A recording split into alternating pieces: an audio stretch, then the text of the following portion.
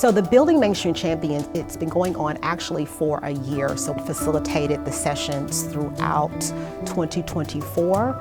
And prior to that, with our 6-part educational series, that was about a 2-year project that was developed and came together. History repeats itself. And so we have to create spaces where people feel comfortable, they feel vulnerable, and they're willing and open to learning so that we don't continue to repeat the history that we're still seeing play out right now. So in 2020, during the pandemic, we really started to uncover as a nation that health wasn't equitable.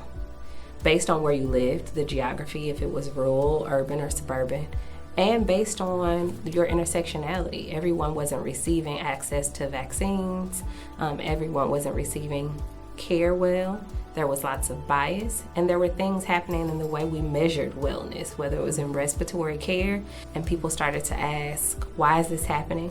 Well, we realized it's been happening. And some of us already knew that it was happening, right? And that's why we wanted to be in this work. But this is an opportunity for us to unpack that learning for others, those who want to walk the journey with us.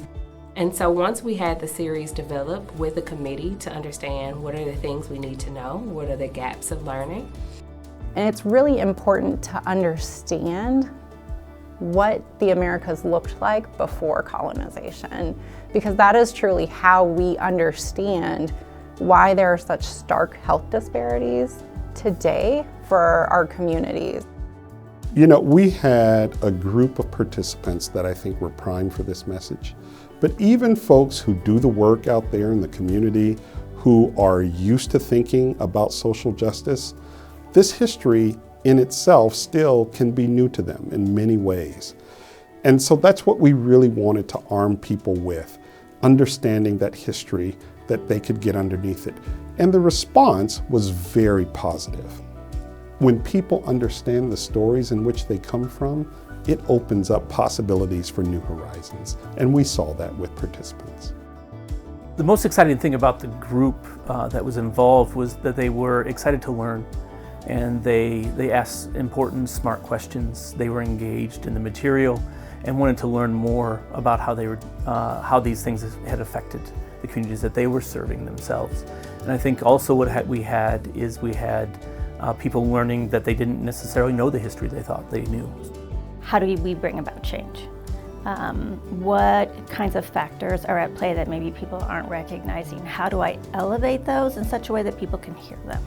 So thinking about that and thinking about language and frameworks was really helpful for me, because I often feel like I'm in arenas where people don't think in that frame. And yet they understand the different problems, but they don't think about why they exist. One of the most important lessons that come out of all of these is how much, if we don't understand history, then we can't understand how we got here, and we really can't begin to unravel and make change to move forward. Going through the Mainstream Champions series just really makes me want to be more of an advocate. It makes me want to move from passive acceptor of the way things are to person who's like, why is it this way and what can we do to speak up for people who maybe haven't had the, blinders taken off their eyes in a way. There's a lot of organizations that invest in health equity work. Truthfully, a lot of the health equity work that we do is putting Band-Aids on a system, putting fingers in dikes on a system that is unsustainable.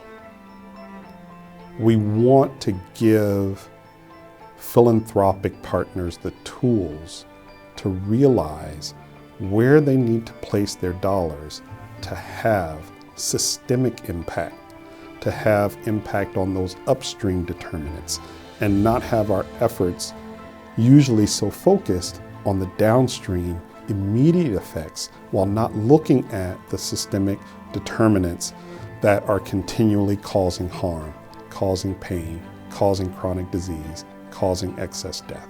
And I think that other individuals out in the world that are looking to make a change in society and make an impact locally, all the way to a national impact, should look at the success of these programs and invest and support programs like these because we can see the rich aspects that they give us and the way that individuals have responded to the programming that we are making a change, even in a society that is pushing back for us to do issues like these.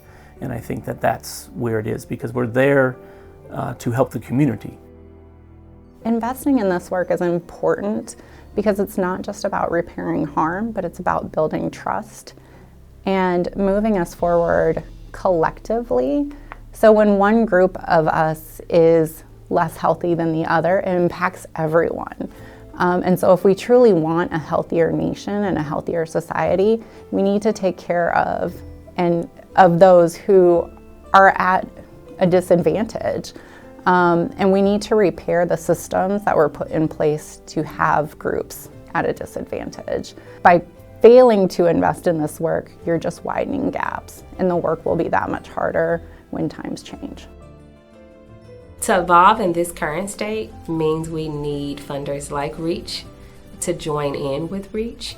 REACH has a unique position that they are not attached to federal dollars, and so they can really live in the space and understanding of their geographies and their grantees and the communities they serve, and they can stand up and say this is a need, and we're going to continue to support that need, whether it's as thought partners, but also with dollars, because dollars are needed. I would say that supporting work like this matters because it is the difference between supportive rhetoric and on the ground work. Everybody can't jump on the front line, but you can be a vocal supporter. And I do think that that is the position that REACH has taken, and I admire that. For funders, I always try to acknowledge the fact that when we give to what we would consider in the United States the lesser, everybody benefits. And so I would tell them to increase their investments in those communities, redirect resources, stay the course to support these families in their community, and also create this additional awareness around everybody's benefiting when we help those who are not privileged in our community. What I would say to health funders that are interested in doing this work and that want to know if they should continue to do this work, I would say that it's important to continue to be bold, continue to move with intention, to be asking yourself who is not at the table, who needs to be at the table, and how can we do it in a meaningful way that will impact change.